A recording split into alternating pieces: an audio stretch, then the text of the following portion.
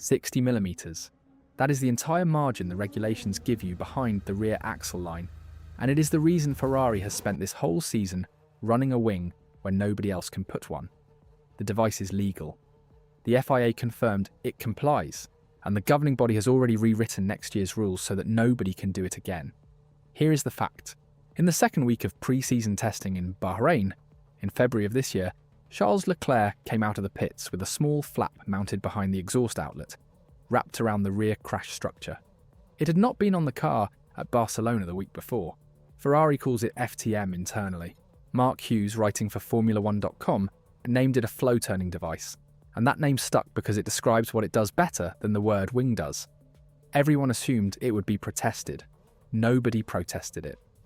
The FIA had already been through a long approval process with Ferrari before the part ever ran, according to reporting by the race, and the governing body was satisfied the design fully complied with the regulations. It has stayed on the car all season. Lewis Hamilton ran it in practice in Austria. That should be the end of the story, and it is not, because in June the FIA published the 2027 Technical Regulations with the area closed off. Legal today, banned next year, and never protested in between. That combination is rare enough to be worth 15 minutes of your time. Now the limit and the margin, because this is the part that explains everything else. Article 9.5.1 governs where the final drive sits. The published text places the axis of the final drive between -60 and +60 on the longitudinal coordinate, between 260 and 280 vertically, and between 390 and 450 millimeters behind the front lateral gear tooth faces of the gears. Read that as a box. The differential can live anywhere inside it, and the regulations do not care where inside it you choose. Separately, the rules permit an aerodynamic device in the region behind the axle, within a defined overhang of 60 millimeters from the half shaft. Under normal packaging, that constraint does exactly what it was written to do. 60 millimeters is not enough to get surface out past the end of the exhaust pipe, so there is no point trying. The rule was designed to make the idea pointless, rather than to forbid it. Ferrari did not break that constraint. Ferrari moved the reference. They pushed the differential to the maximum, permitted 60 millimeters rearward inside the box, in Article 9.5.1, using the space underneath the deformable structure. The 60 millimeter aero overhang is measured from a component they had legally relocated. Move the datum, and the same 60 millimeters now ends up somewhere completely different on the car. Hold that word datum. It comes back, and it is the difference between a clever part and a clever car. The article number matters here, and so does the direction. I have the coordinates of 9.5.1 from published reporting of the regulation text, not from the FIA document in my hand. The numbers are specific enough that I am comfortable quoting them, and I will tell you when I am working from something softer. If you want the technical side of this sport, explained by the article rather than by the rumour, subscribe. And tell me in the comments what country you are watching from, because the map on this channel makes no sense to me at all. So here is what the part actually does. Air leaving the diffuser at the back of the car is doing the most important job on the whole machine. The diffuser is an expanding duct. Air enters it fast and at low pressure under the floor, slows down as the duct opens out, and rises back toward ambient pressure by the time it exits. The bigger the pressure difference you can hold between under the floor and the outside world, the more the car is sucked down onto the road. Everything else at the rear exists to help the diffuser keep pulling. The problem is, what else is coming out of the back of a Formula 1 car? Exhaust gas. It is hot, which means it is less dense, and it is turbulent. Dump that into the region where your diffuser is trying to exit cleanly, and you contaminate the flow. The diffuser stops working as an expanding duct and starts working as a mixing chamber, and a mixing chamber generates no downforce at all. The flow-turning device sits directly in that interface. It is a small, roughly square surface, sharply angled upward, mounted behind the exhaust outlet and connected to the walls that extend from the diffuser around the crash structure. Two things happen. First, it displaces the exhaust turbulence, physically steering the hot plume up and away from the diffuser exit, so the clean air underneath is not polluted by it. Second, it directs that plume toward the underside of the rear wing's lower surface, where accelerating the air reduces the local pressure and adds load. Think about a tap. running into a sink full of still water. Let it fall straight in, and the whole basin churns. Put a spoon in the stream at the right angle, and the flow goes where you send it, and the rest of the water stays where it was. The device is the spoon. It does not add water. It stops the water it cannot avoid from ruining everything around it. And there is a third effect that is really the second one dressed differently. Ferrari had already extruded the diffuser up the sides of the crash structure to create a centerline chute, which effectively lengthens the diffuser. A longer diffuser recovers more pressure. The flap sits at the end of that extension and helps it work. 3 questions, quickly. Is this a blown diffuser? Not quite, and the distinction matters. A blown diffuser aims exhaust energy into the diffuser to energize it. This does something closer to the opposite, keeping exhaust out of the diffuser and using it above instead. Is it a beam wing? Not by the letter of the regulations, and the beam wing was removed for this generation of car to cut drag. But it sits almost exactly where a beam wing used to sit. Did the FIA know? Yes. They approved it before it ran, which is where the mirror case comes in, and it is the strongest evidence in this entire story.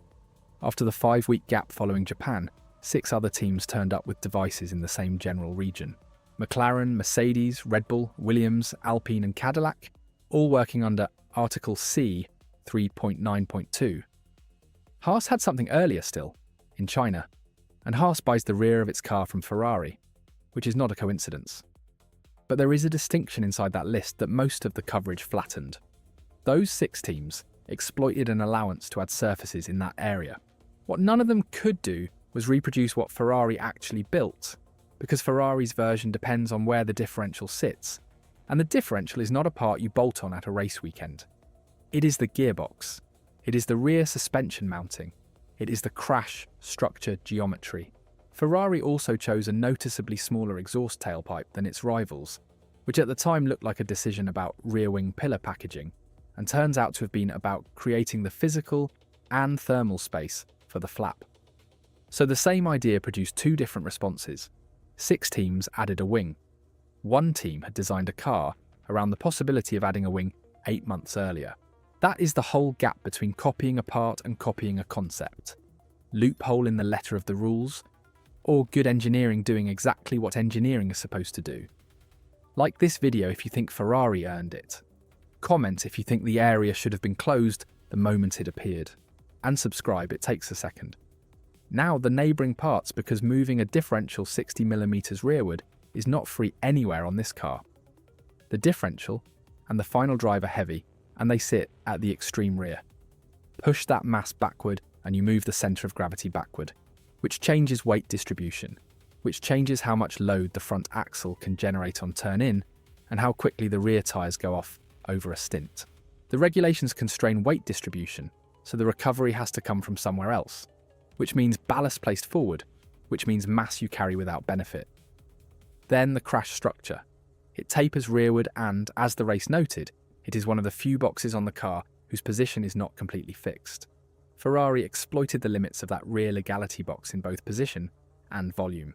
But a crash structure has to pass an impact test, regardless of where you put it, and the further you extend and reshape it, the harder that test becomes to pass at minimum mass. Then heat. The flap sits directly in an exhaust plume.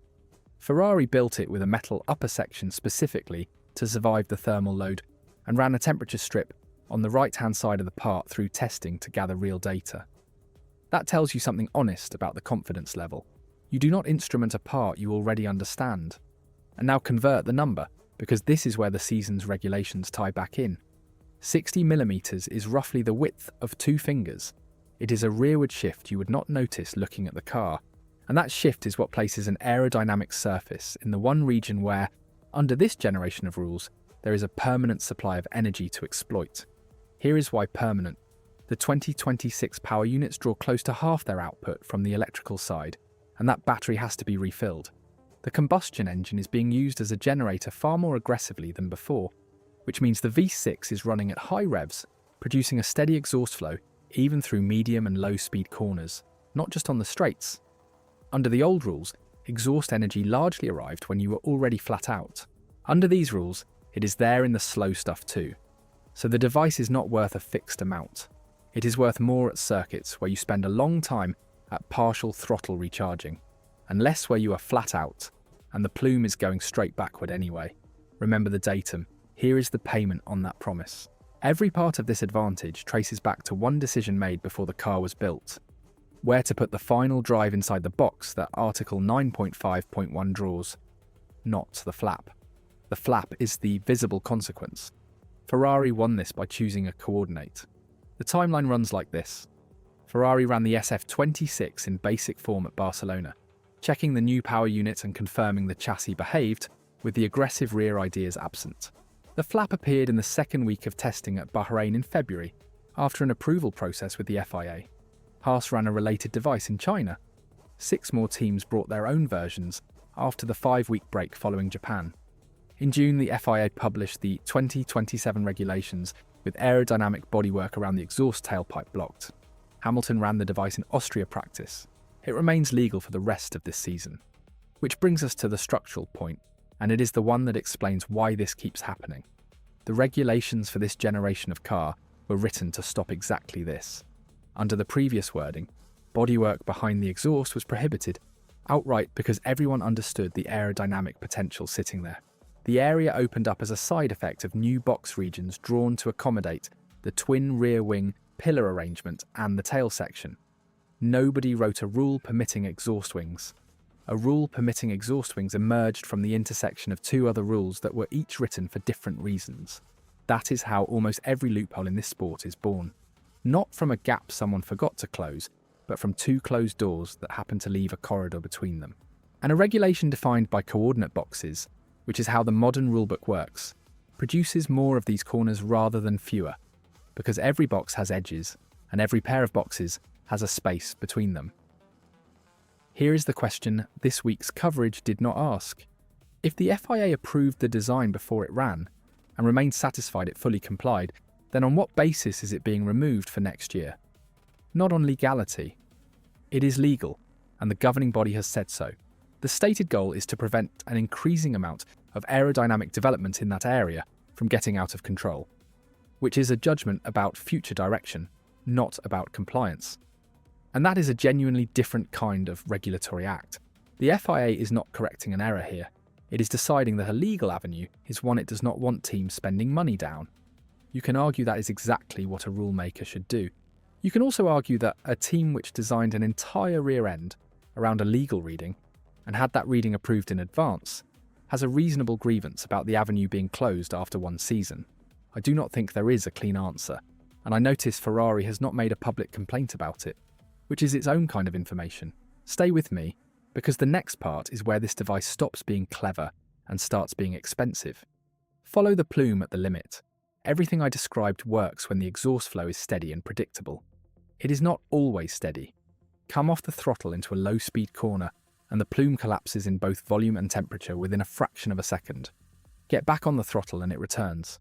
The device is sitting in a stream that switches on and off in the transition phase of every slow corner on the circuit. When the plume is present, the flap is turning it. The diffuser exit stays clean, and the rear wing underside gets its energized flow. When it collapses, the flap is a fixed surface sitting in ambient air, producing whatever it produces at that angle, which is drag and very little load. So the rear of the car has a load contribution that varies with throttle position, on top of everything else varying at the same moment. That is a balance problem, not a downforce problem.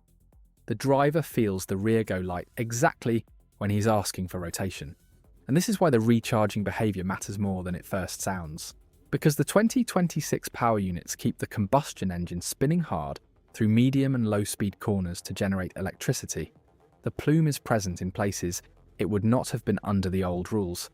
The variability is smaller than it would otherwise be. Ferrari's device does not just exploit the exhaust. It exploits a specific consequence of the energy regulations, which is that the engine can no longer afford to go quiet, which means this is the least portable innovation on the grid in 2 directions at once. Rivals cannot copy the geometry because it required a differential decision made before the car existed. And nobody can carry it into next year because the 2027 rules close the area. The strongest case against everything I have said is straightforward, and it deserves stating properly. Nobody has published a number. Not Ferrari, not the FIA, not any independent measurement. There is no figure for what the flow-turning device is worth in downforce, in drag, or in lap time. Everything above is a mechanism argument, and mechanism arguments are the easiest thing in the world to make sound convincing. It is entirely possible the device is worth very little, and the real performance of the SF26 rear end comes from the extended diffuser and the centerline chute, with the flap as a minor tiding exercise on top. What tips it for me is the FIA's response. Governing bodies do not rewrite regulations to close off an area that is producing nothing. The ban is the closest thing to a performance figure anyone has published. So here is what it comes to. The regulations allow the final drive axis to sit anywhere between -60 and +60, and they allow an aerodynamic surface within 60 millimeters of the half shaft. Ferrari took both limits at once, in the same direction, and the second limit landed somewhere the rule writers never expected because the first one had moved underneath it. The FIA checked it, approved it, confirmed it complied, and then wrote next year's rules to make sure it never happens again. The part stays on the car until the end of this season. The advantage dies on the 31st of December, and the 6 teams who spent the middle of this year copying the idea under Article C 3.9.2 got roughly 9 months of use out of an interpretation Ferrari had been building toward since the previous summer. Fair reading of the rules, or a corner the FIA should have seen coming when it drew the boxes. Like the video for fair reading, comment for the FIA's mistake, and name me one team you think finds the next corridor in the 2027 rulebook, because I want that on record. The Dutch Grand Prix runs on the 23rd of August, the first race after the shutdown, and it is also where Honda debuts the revised power unit we covered last time, which is the other half of how these energy regulations shape the car. The next one goes into what the 2027 text actually says about bodywork around the tailpipe and how much of that region survives. Subscribe so it reaches you. Until the next one.